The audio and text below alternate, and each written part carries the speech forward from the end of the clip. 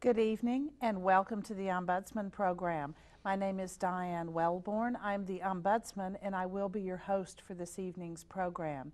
I'm delighted to be joined tonight by Terrence Slaybaugh. Nice to have you here, Terrence, who is the director of the airport, director of aviation for the city of Dayton. So thank you very much for coming tonight. I'm really happy to have you here to talk about all the comings and goings at the Dayton area airport. So let's start a little bit by letting me ask you a quick overview about the history of our airport. The Wright brothers were so important here, and we've got the museum here of aviation. So say a little bit about how our airport has developed. Well, the airport has always kind of been a focal point for the community, and certainly the Wright brothers have kept the focus on aviation now for over 100 years. But the Dayton airport, like a lot of things in this region, a couple of men were very instrumental to its start. Mr. Patterson, Mr. Kettering, who were influential in a lot of other things that were started in this community in the early 1900s. They purchased the property out near Vandalia that today is the airport and began the development of it. I think it was in the mid-1920s. At one point during the Depression, the airport had almost ceased to operate. Business had dropped off so much. I think at that point the city leased the property. That would have been in the 30s. And then it kind of had a resurgence in the 40s. In 1947, it was one of the busiest airports in the state of Ohio, and a lot of that had to do with military activity that was taking place at the airport. And it really continued to grow from the mid-40s up into the 80s. I believe in 1980 the city acquired that property out there. It was annexed. About 3,000 acres was annexed and is incorporated of Dayton city property. I think the city, obviously they acquired the airport at that time. Around that same time, Emory built one of the largest air cargo facilities in the United States. They had almost over 1 million square feet of cargo when they were operating out there. We also had the Piedmont Hub, which operated out of Terminal D in the late 80s. That shut down, I believe, in 1991. We had the first low-fare carrier come in 1995, AirTran Airways, and began to operate out of there. So we've really had kind of an exciting history for this airport. It's gone through a lot of different changes, and we're still doing that today. Just as recently as last August, Southwest Airlines finally arrived at the Dayton International Airport, which once they get, I think, their full program up to speed in Dayton and get established here, that will start another history for our airport. Okay, wonderful. Thank you for that history, much of which I didn't know. It was actually then acquired way back in the 20s, this space for the airport. And do we have enough space there today? We have quite a bit of space, actually. We have right now we have 4,500 acres for the airport. We actually operate the airport on about 2,200 acres out there. We call what we call the property inside of the fence. where we actually have the airfield and the 3 runways that we operate at the Dayton International Airport. And then we have you know, a little over 2,000 acres outside of the fence of undeveloped property that surrounds the airport. A lot of that land actually was purchased in the 90s by the airport to mitigate the noise that was created from the Emory operation. And they would operate almost all of their flights at night, from 10 o'clock at night until very early in the morning. And because of that activity and the noise it would create in the local community, a lot of that property was acquired as a way to mitigate any kind of noise conflicts with the local community. That's obviously a situation we don't have today, and so we're looking at ways to develop that property that supports not only the airport, but supports our partners in the local municipalities around the airport. Right, right. And the airport then is surrounded by which? Let's name, you've got a lot of municipalities. Oh, now around. you're going to Oh, test so, me. no, Well, no. City of Vandalia Yes. is obviously one of our biggest partners out there. We have a great relationship with the city and the folks over there. Butler Township is an important partner of ours, and their township borders some of the south and the west side of the airport. And then we have, you know, to the north of us, we have another county, Miami County, that begins to the north. But we have obviously all the communities out there, Union City, Englewood, are all partners with the airport and support us, and we hope that we're doing things that support their communities economically. Mm-hmm.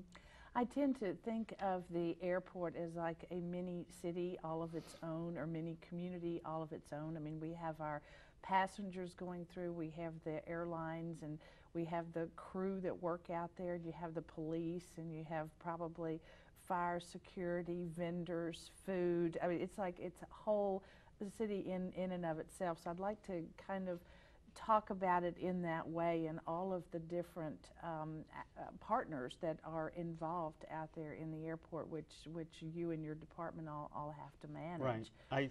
I think what surprises a lot of people, first of all, is that I do work for the city of Dayton. Mm-hmm. I am a city department head. I'm the director of the Department of Aviation, which has 146 City of Dayton employees, and that includes our own police department, our own fire department, and then we also take care of all the maintenance needs of the airfield. The terminal there is about 365,000 square feet, and that's maintained by City of Dayton employees that are part of my department.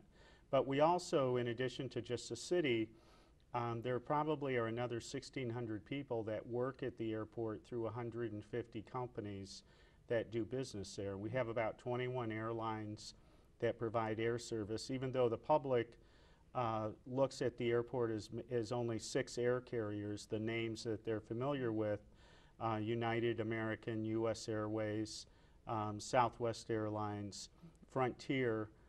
While those are the names that they're familiar with, there's actually 21 independent airlines that provide air service. So we have relationships with all those companies. PSA Airlines has their corporate headquarters at our airport. They're an independent airline company that's owned by U.S. Airways. They only provide air service for U.S. Airways, but they employ about 450 people in this region. About 320 are crew members and fly their airplanes, and then we have about 100 people that every night are doing maintenance at the Dayton International Airport on 5 of PSA's airplanes. They have 5 planes a night in Dayton that get some type of maintenance done on them. So we have that activity out at the airport. We have cargo operators. And then on the north side of the airport, we have 3 companies, ASI, Stevens Aviation, and Wright Brothers Aero. Those companies all provide services to the general aviation community. People that are flying the corporate jets, general aviation, private aircraft, and then any kind of cargo that would come in that could not be handled on our side of the airport, was not part of a commercial operation. They would handle those cargo airplanes. And it's not unusual for us to see, for example, this last fall, we had a plane from Turkey land in Dayton.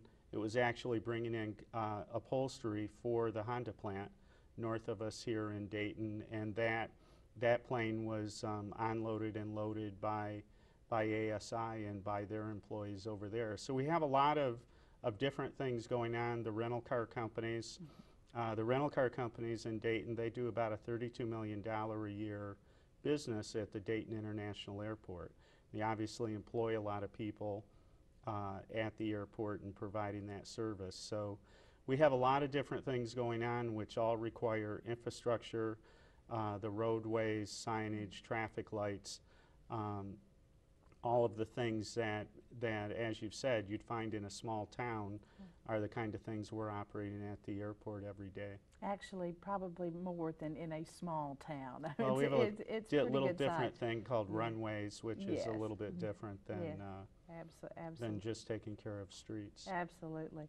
So how many flights are going in and out of our airport? How do you count them on a daily basis, weekly? How many flights how busy are we? Well, we one of the things about our industry that has really changed since about 2008 with the downturn in the economy, probably two things is the downturn in the economy and less business travel beginning in that time period, 2008 into 2009, and then also escalating fuel cost. Because probably the two biggest expenses of an air carrier is their fuel cost and then their labor costs, the cost of their employees. Fuel, like for everyone else, for anyone that puts gas in their car or heating oil in their home or buys that commodity for the airlines, it's had a very detrimental effect on our business. And what basically they have had to do to adjust their business plan to that cost is fly less airplanes. Fly less air. I want you to hold that thought because I'm being told that there's a caller that has a question for us. So we're going to come back to that about the fuel cost and the importance of that. But caller, you're on the air and we'd like to hear your question, please. Yeah, I had a question. I heard Southwest was going to be having flights out of Dayton. I was curious if when that would be happening and how many different areas would they be going to? Thank you very much for your question. We're going to give you your answer with you off the air, but thank you very much. We'll address it right now. Okay. Southwest? Right. As I mentioned, Southwest Airlines, they announced that they were going to begin service in Dayton in February of last year, February 2012, and they started service on August 12th of 2012. So they've actually been in the market now for about 5 months.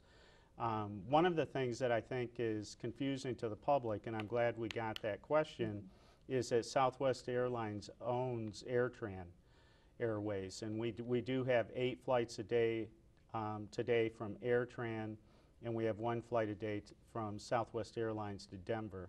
So right now we have a Southwest airplane that flies every day to Denver and connects people from this region into Southwest bank of flights out of Denver to the Southwest and the West. But we also have flights today to Baltimore, Atlanta, Tampa, and Orlando from AirTran Airways, which is owned by Southwest Airlines. So we actually have a lot of Southwest service in Dayton. People just don't know it's Southwest Airlines. What they're doing is over the next year, we will see those AirTran airplanes go away, and they'll be replaced by Southwest airplanes, and eventually it'll all be Southwest Airlines service here, and it'll obviously be a lot more obvious to the public that it's Southwest instead of AirTran. Right. Okay. So for the caller, they are already here, and you can look online and book it and see where to go. You mentioned the number of City of Dayton staff that are employed at the airport, and you mentioned the number of employees that are part of the airlines. In total, how many people are working out at our airport? Do you know? Well, in we general? we have a security system, a credential system. We have to provide credentials to people that want access to the airport. We have about 2,200 people in that program. So while they may not all be at Dayton at once, we have about 2,200 people that are employed there in some capacity. They may be pilots that are based here and use our airport to get to and from work. We also have a lot of contractors there. We have about $23 million in construction going on at the airport right now. So all of those people and their companies become part of the airport community while they're doing work there. What kind of construction is, I was going to come back later in the program and talk about our lovely parking. Parking is lovely. The garage is gorgeous, but what other construction? Well, I'll hold that because we have another caller. Okay, so. great. All right. Yes, caller, you're on the air. We'd like to hear your question. Hello? Hello? Yes. Go ahead, please.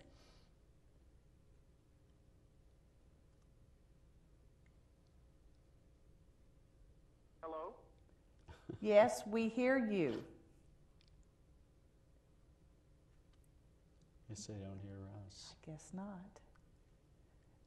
Maybe we'll disconnect and let the party please call back. Maybe that would make sense. Yeah. Then we'll get through. Yeah, I So- know, Diane, you asked me how many flights we have a day and how do we keep track of that. We, right now we have about 60 to 65 flights that depart every day to 14 cities, and we serve those 14 cities through 16 different airports. And when I was talking about fuel and the cost of our business, what the airlines have really done in the last couple of years is shrunk the number of airplanes that they utilize every day, and that's how they've been fighting the fuel cost. So we've seen in recent years a decrease in the amount of flights that we have every day, and it was only recently, really in the last half of last year, that we began to see an increase again in Dayton of the number of seats we have available every day for people to utilize. And one of the things people have noticed, I'm sure if they fly, when you get on an airplane now, it's packed. You know, there's no longer a situation where you get on a plane and half or more of the seats are empty, because the airlines have really had to focus on filling those airplanes up so they can make money with what they're paying for fuel and some of their other costs. Okay, but we have seen an increase in the number of seats available and planes available most Right. recently. We have, you know, I think in the last year, when you look at Columbus, Indianapolis, Cincinnati, where they've struggled in the last year with a decrease in ridership, we've seen a positive increase really in Dayton, where traffic is up about 3% in 2012. So that's been positive for us and for the region. That's a very good thing. All right, we're going to try this Okay, caller. let's do it again. All right, we're going to try again, caller. We'd like to hear your question. Hello?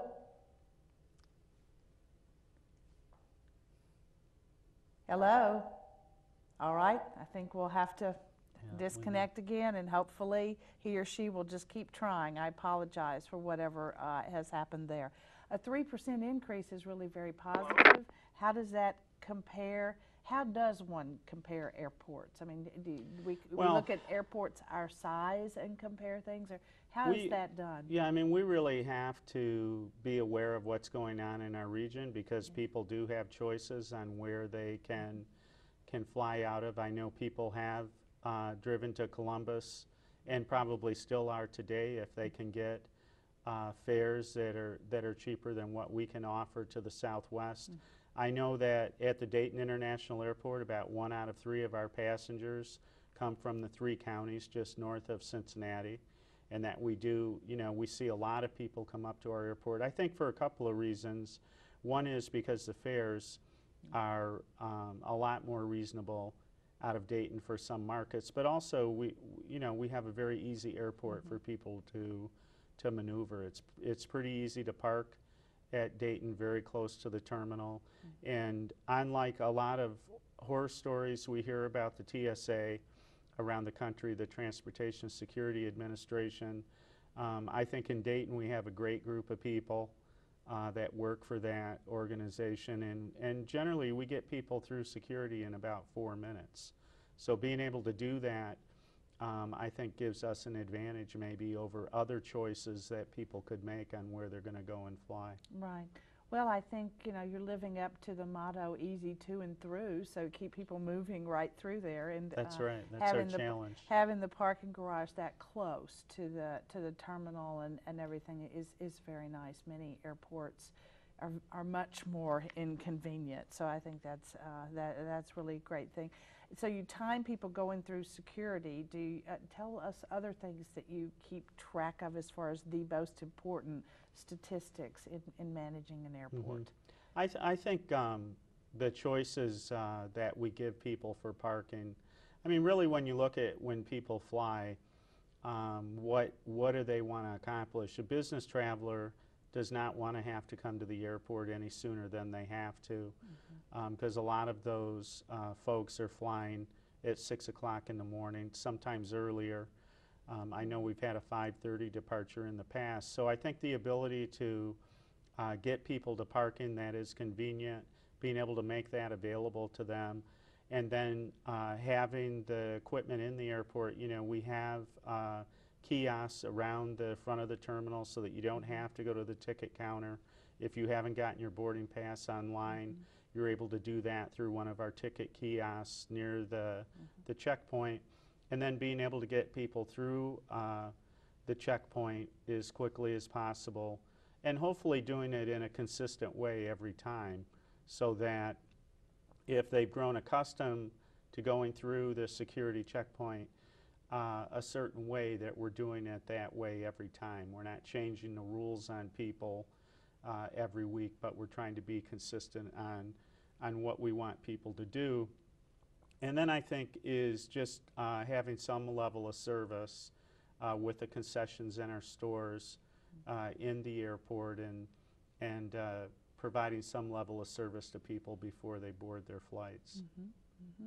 And how do the airlines then determine which airports they're going to fly in and out of, and how do you negotiate with that? If I could answer that question, I'd be able to write a book and retire. I mean, I think that... hold that thought, because we have a caller. Yes. Hello? Hello, we'd like to hear you. Go ahead. Hello, yes. I'm a young college student, and I fly in and out of Dayton as I'm commuting to and from school to back home. I was wondering what the amenities are there for wireless or outlets, and whether I'd be able to check my grades before I go home to see my parents. Also, I was wondering about local businesses in the airport and whether any local businesses have stands or operate out of there. Thank you so much. Have a good evening. Bye. And thank you. You'll listen for the answers to your question. I think you got that. The first point is, can a student check their grades before they get home? You know, one of the things that I'm very proud of that we keep trying to improve all the time is the free Wi-Fi that we provide throughout the entire terminal. We've worked really hard to make sure we don't have any dead spots in the terminal, and that it's pretty seamless to people when they come into the airport and they want to use their laptop or they want to use their handheld device, that we have Wi-Fi no matter where they are in the facility. We've gone to, I think, such an extreme on that. Our people have in our IT department that we also have Wi-Fi in our cell phone lot. We have a lot where people can sit and wait for passengers to arrive, and then they can go up front and pick them up without having to pay for parking and without having to get in trouble with our police officers by sitting in front of the terminal. Recently, we've made sure we have Wi-Fi out in that lot, so if people are sitting in their cars, they have Wi-Fi available to them. I think one of the, if you use your portable handheld device and you pull up flydayton.com, we have a mobile site that we utilize. We have a mobile application on there where you can track flights arriving and departing from the airport. And I think, we've done a fairly good job at that. There's a lot of technology coming online today for airports, and it's one of the big buzzes in our industry on the airport side is how to apply this technology. One of the things that we've been looking at with Host, which provides all of our food at the airport, is the ability for people to pre-order food on their portable handheld device while they're coming into the airport.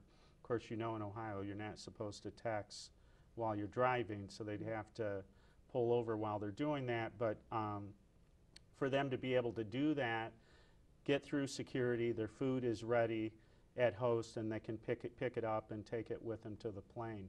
So I think that, for us, it's this constant challenge of what are we going to do next, and does it make sense to do it in a market our size like Dayton.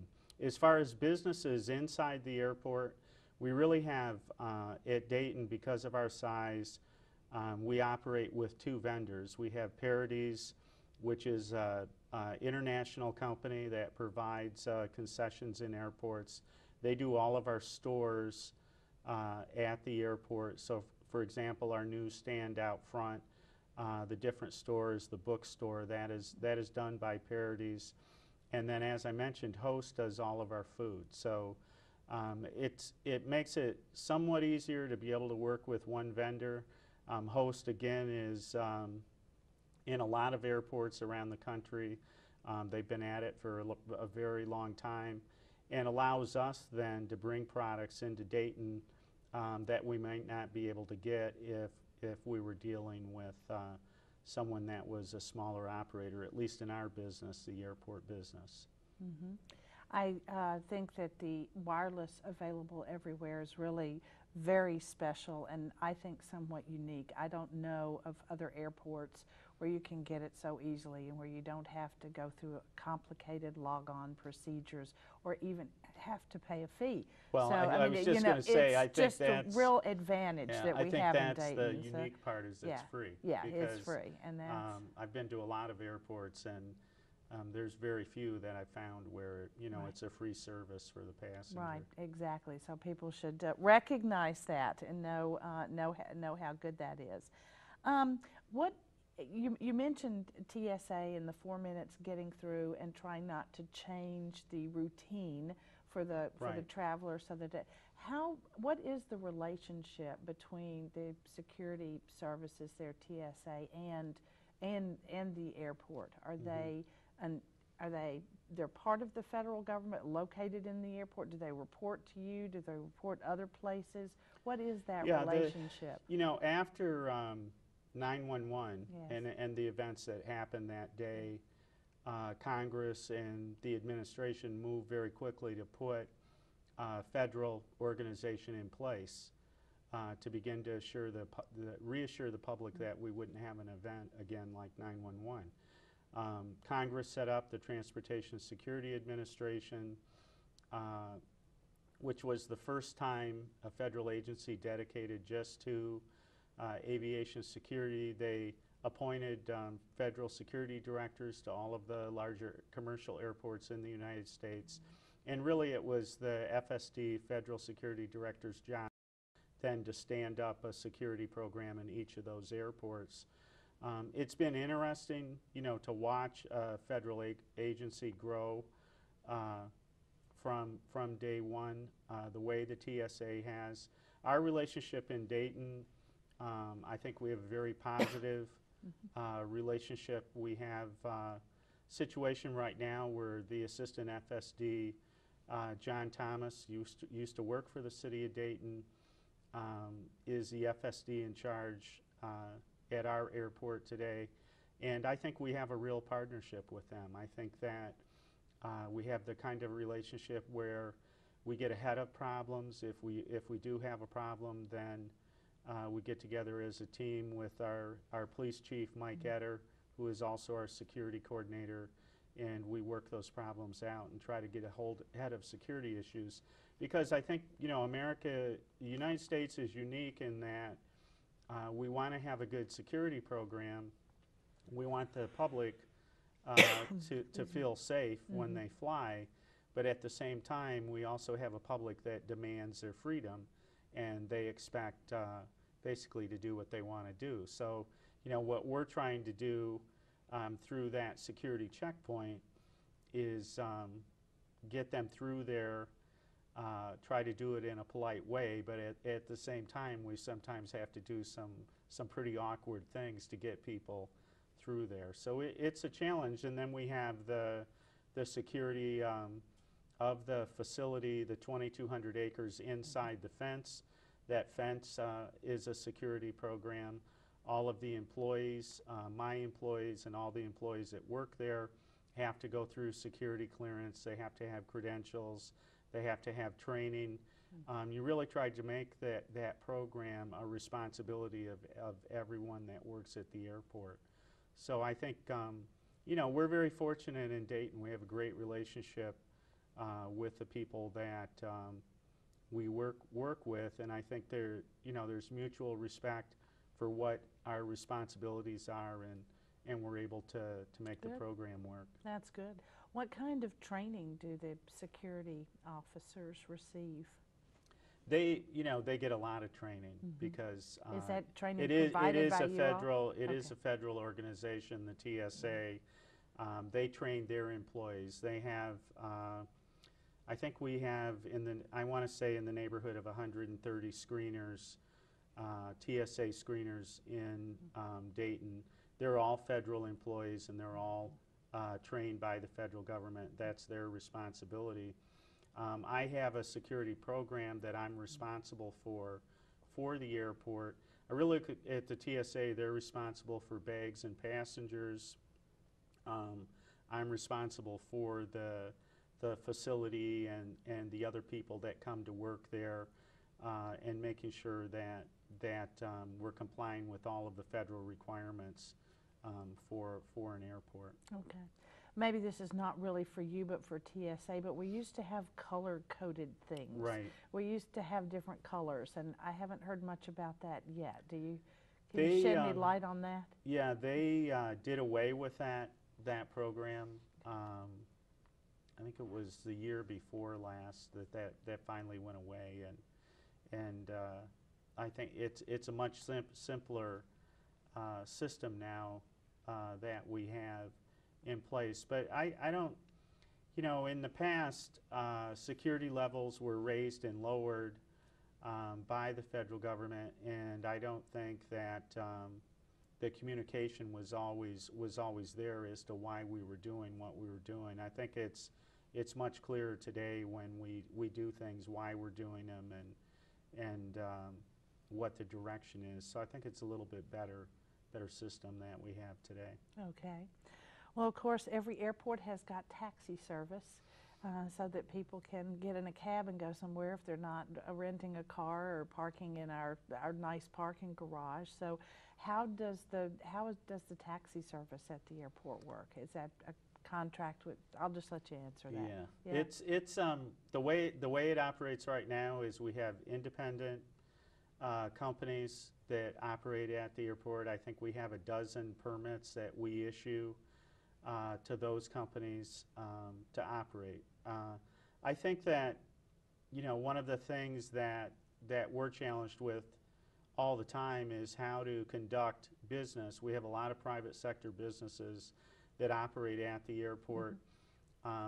What do we want to do to establish relationships with those businesses, and how do we want that relationship to develop? I think with the taxi service right now, basically independent companies, they get permits. We have an insurance requirement. We have compensation. We try to maintain some level of quality with that. But again, I think that's an area that Hello? Again, we have to look at how we're going to continue it. Okay. Well, I'm being told we have another caller Hello? with another question. Hello. Let's hear your question. Hello. Thank you for your good show. You're I welcome. fly frequently to New York City, and so I'm very happy about the fact that nonstop service between Dayton and New York has been reinstated. When I fly to LaGuardia, I'm very impressed with the way in which Delta has totally upgraded its terminal at LaGuardia in New York. And I was just wondering if anything like that might happen at the Dayton airport. Is there any way to induce airlines like Delta to become closer partners with the Dayton airport and to upgrade what they offer to customers? Thank you. And thank you. Well, we're not speaking here tonight so much about LaGuardia, but certainly you must know what's going on. I don't know about that. Well, we did, when U.S. Airways and Delta had this very unique transaction a year ago where they were allowed by the Department of Transportation. Delta was allowed to give up their slots at a slot-controlled airport, Reagan National Airport, to give those slots up to U.S. Airways. And U.S. Airways had slots at LaGuardia in New York City. They were able to give those slots to Delta. It was called the slot swap. It's a little convoluted. Some other things happen, but basically we had U.S. Airways providing us with 3 trips a day to LaGuardia. After that happened, the slot swap, we lost our service to LaGuardia. Yes. Delta made a decision to fly to JFK instead of LaGuardia from Dayton. Obviously, that was a big blow to the business community here. We had 3 50-seat airplanes every day that were 70% full. A lot of people were affected by it, and we went through a process over the last year with our congressional delegation, with the Chamber of Commerce, City Commission, the mayor, getting behind this issue, working with Delta. And on January 3rd, Delta started service again to LaGuardia for us with 2 trips a day. One of the things that prevented them from doing that earlier is Delta has spent an enormous sum of money on LaGuardia Airport and the terminals there to improve them. So I'm glad to hear that this gentleman's using that service. I need a lot more people in Dayton to get on those airplanes. The service has started up very slowly to LaGuardia, so I'm hoping we see a lot more people use it. But Delta, I think, has made a tremendous commitment to New York City and to LaGuardia because they've spent, I think, $1 billion on the terminals there, and that's what that gentleman was talking about. In Dayton, we do recognize that we have a facility that was built in 1958 and that it is a dated facility. A lot of the work that the public is going to see in the next 6 months is work that we're doing in the terminal. We are renovating the restrooms on the concourses. The first restrooms will open during the month of February, and the other restrooms will be completed in the April-May time frame. We're spending about $3.5 million on that program, and I think the public will notice it and it will be appreciated. The other thing we're doing is replacing all the signage from the curb to the gates at the airport. One of the things that is very confusing sometimes for the public is just where they should go.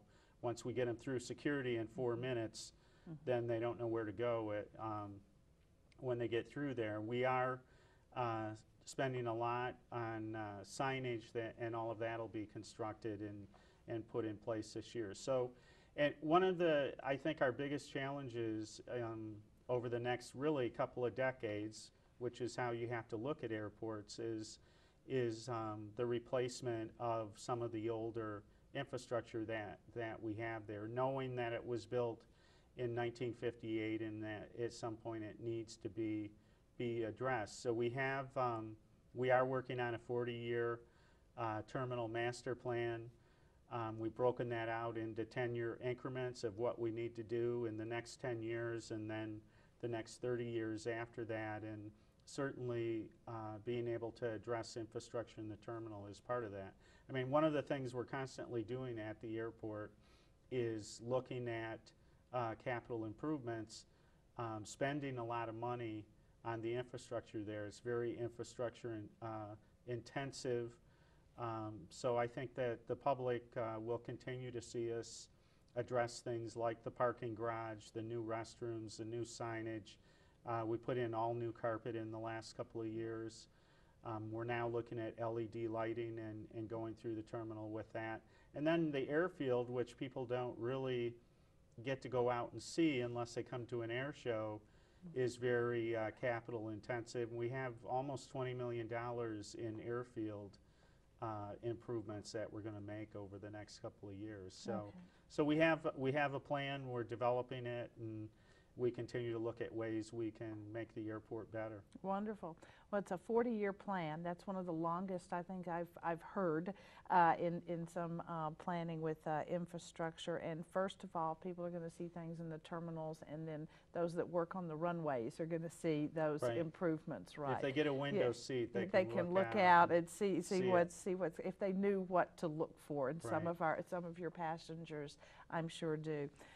You mentioned earlier that a lot of the travelers through the Dayton airport are coming from all over our region, and the airport does not just serve those of us that are right here in this county because of fares and places, the destinations, and all of that. That's very positive for our airport. And what are we doing to try to increase that? How do we try to increase our attractiveness to the citizens that live all around the airport area? Well, I think, the airlines, at the end of the day, they hold those cards. And this year, we may see American and U.S. Airways merge. So now we would have, with our airport specifically, we could end up at the end of this year with 4 airlines serving the region. So, I guess I'm real concerned about the choices the consumer is going to have in the current climate it looks like we're heading into with the airline industry, where you're going to have less competition, less players, almost a situation where we could return to late 80s, early 90s, when you had the hub and spoke system and people were complaining about airfares. And I think Cincinnati, their situation down there, that's what they've been dealing with, is dominance by a carrier and very high airfares, which has driven a lot of traffic up to Dayton from southern Ohio, because we do have, with AirTran, with Southwest Airlines, we have competition at our airport, and that has impacted our fares and made the airport attractive. So, in that background, we're really relying on the industry to treat our market fairly and to put service into what is really a medium or small market for the air carriers, to be able to attract service from them and get them to put that service into our marketplace. And I think that's the community's biggest challenge. And it's not just the city, it's not just the airport. It means our partners at the Chamber, the Dayton Development Coalition, the institutions in this community that rely on air service. We all need to become part of the voice to the air carriers to get the service we need. So that, that has a lot to do with who comes here. Beyond that, what we can do at the airport, so that if people do have a choice between one of our neighboring airports, they're going to come to Dayton because it is easy to park in Dayton. It is easy to get to and through. And it is, our TSA continues to do the great job they do. We continue to have services that people expect to have at a large airport. I think that's going to count too. That's going to help us continue to attract business in the region. And that, that's what's really kind of exciting about the airport, I think, for this community and for the city of Dayton, is we do have an airport. It is the 78th largest airport in the United States. It has a great opportunity to grow with Southwest Airlines, because I do believe Southwest Airlines will grow their business here. They've never gone into a market and not grown their business and their product. And I think that really offers us, a positive future over the next couple of years. We could see good things as a result of that. That's very exciting. Talk a little bit about how Right Pat here impacts our airport, or in what ways does it? Well, I think you know, the Air Force Base is what can you say? It's the largest employer in the state of Ohio, and we are fortunate enough to have that facility and that asset in our community. And for the airport, it does mean a lot to us. I mean, obviously the airlines have to pay attention to that, and everything I just talked about the community's ability to get the attention of the air carriers, a lot of that is going to be the story that we can tell them about our community and about Wright Pat Air Force Base and the companies that support the base, and that has a lot to do with the airlines paying attention to us. General Electric, the same thing, and the growth of that business in the Miami Valley from, you know, here to Cincinnati. Being able to talk to the air carriers about companies like that is really important, you know, and it's a great asset to be able to take with us when we go and talk to air carriers. Right, that it's even here. Are there certain particular challenges that you haven't touched on yet that are facing airports of our size? I think the thing that we have to, and I've seen, you know, one of the things I love about Dayton is this sense that people can come together and get things done in this town. We saw that with the First Four event and what's been accomplished there in just a few short years of being able to keep that event here and grow it in popularity. And I think, you know, that kind of ability for a community to get things done is important to an airport our size, because as I've just said, we need everyone in this community, in this region, pulling in the same direction when it comes to the airport. We need everybody on board, because the asset, the airlines have fewer and fewer airplanes that they're flying. They're going to have fewer this year. They've already, you know, the experts have already said there will be less capacity in 2013 than there was last year. So if Dayton is going to compete in that environment and survive and grow our airport, then we need to have everybody in this region going in the same direction on how to get that done. And, you know, I think that's something that Dayton does too. That is a skill and a benefit in this That's area, right. I think, of people working together, and that's really excellent. And where are the major revenues that come into the airport? What are their sources? Well, our biggest revenue is parking. Parking? The parking revenue. All right.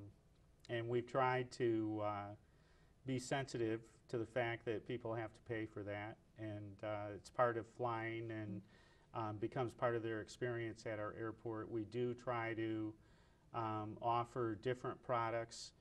One of the things we're going to do in the next, people will see this year by the end of the summer, we're going to simplify what we offer. And basically, when you come in Terminal Drive and you go under 40, it'll become very clear to you that we have 3 or 4 products that we offer at Dayton, basically economy, long-term blue lot, the garage, and then short-term parking. I think one of the things that we don't do a good job of right now is telling people what our products are and how to get to them. I think a lot of people park out of desperation. They know they're getting close to the terminal. They better park their car. So we're going to try to address that. And, you know, we know parking revenue is important to us. We generate about $30 million a year in revenue.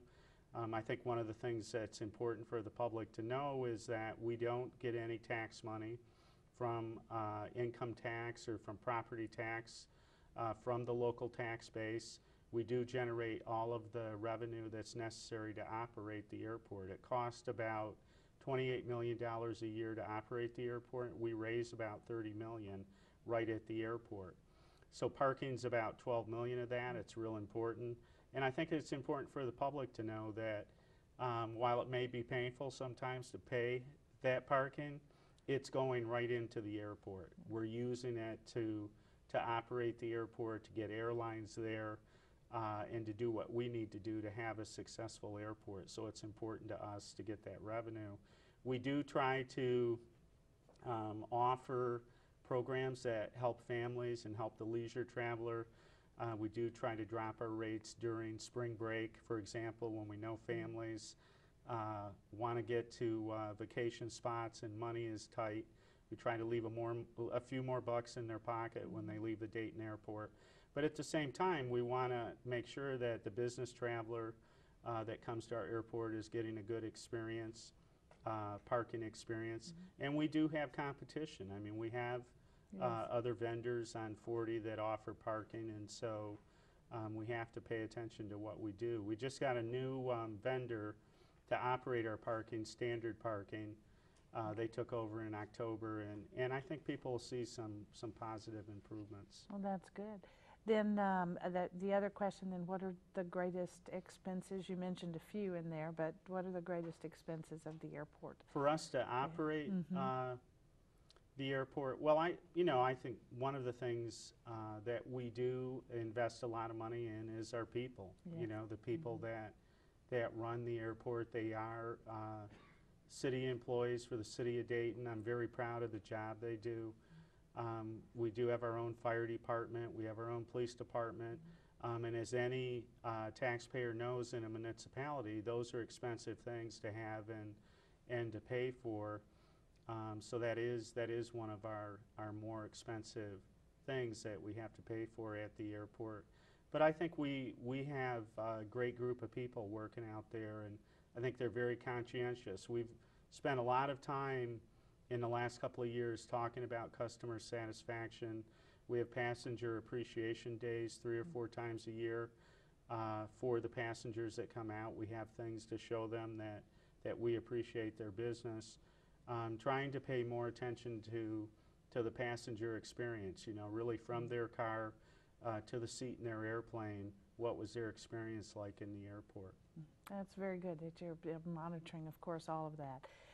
Our time is almost gone here. It's gone very quickly. I wanted to ask you if you'd like to offer to the viewers the website that people can go to and look at all the stuff that's happening at the Dayton airport. Your website. Right. We have flydayton.com. Okay. Is our website, and we do have a lot of information on there. You can buy tickets on our website. We have a system there that allows you to book your ticket and just about anything you need to know about the airport parking. We have a pretty detailed map about our parking program. All that information is on there. All available right there online. That's great. Right.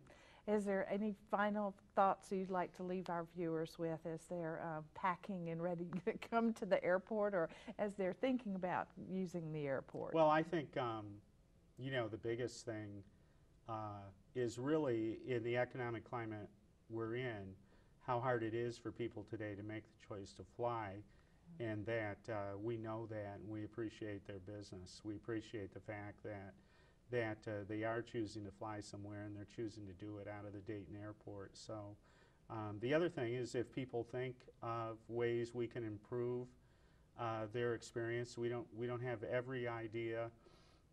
We do get a lot of ideas from our passengers and try to address concerns that people have, that they let us know about it. And there is a way to do that through our website and be able to get a hold of us. All right, good. Well, thank you very much for Diane. coming on the program tonight. It's been fascinating, and the public now knows how they can use and think about the airport in a different way as they walk through, and they can also comment on the website there. So thanks to the viewers, and thanks to you, Director, for coming on. Thanks, Diane. Good night.